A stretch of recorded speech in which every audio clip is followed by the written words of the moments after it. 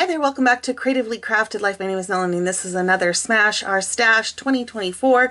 The month of February we are focusing on loose papers, cardstock, pattern papers, basically anything that we have hanging around that's not in a kit.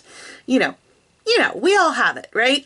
So I actually sort of kind of cheated a little bit on this one. If you'd watched a recent video, I had put together a card kit and it had a bunch of papers, doodlebug papers, a few leftover bits from photo play, and I guess you could argue that it was a kit, but I'm going to call those loose papers because that's what I used to make the cards for this month.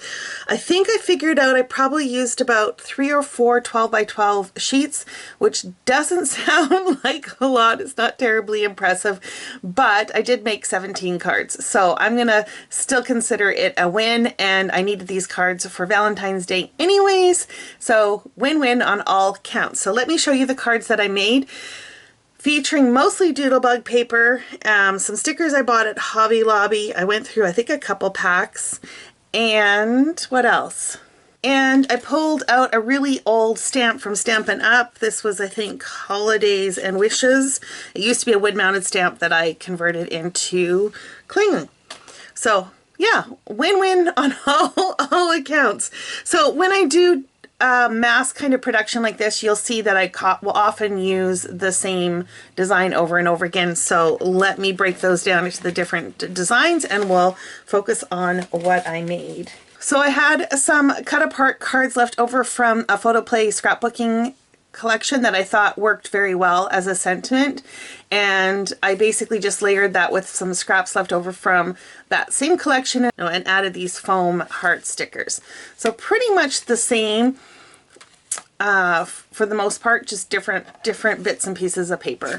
From the 12 by 12 sheets that I had a couple cut aparts, so I just trimmed those down to fit on a card and added some of the embellishments and the sentiment. I also made 3 of this design, basically with a square and a banner and then 3 hearts and the sentiment. And these also are basically the same design, where I had a large rectangle in the background and then a band of a coordinating cardstock, added a few heart embellishments and the sentiment. And I just flipped the pattern on some of them, so this is like a reverse. You can probably see that a little bit better with these ones. So these two are the same, and then I flipped the patterns around. It's just a way to keep things interesting and use up all the pieces so that there are no scraps. This one here, I had a small band that I added, again just using up those scraps, and this one, same deal. I had a couple more strips left over, so I added them in place of one big solid. So you'll notice on some of these I added a black kind of doodling line, and either around the outside, or I even in some layered, include the lines on the layers, and on some I actually did a dash line. And I find this helps a little bit when you have a lot of busy patterns, to just kind of help give your brain a little resting spot. And adding that black also helps tie in the sentiment. So I had a pack of these foam with the jewel on them. I used up a whole pack of those stickers.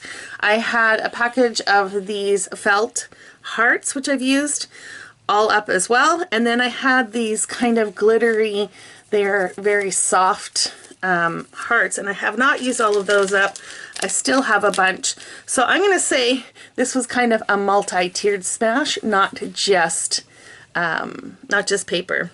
But that is it for this month. Be sure to check out the other collaborators by clicking on the hashtag in the description or in the title of this video. I'm sure they have come up with something really inspiring.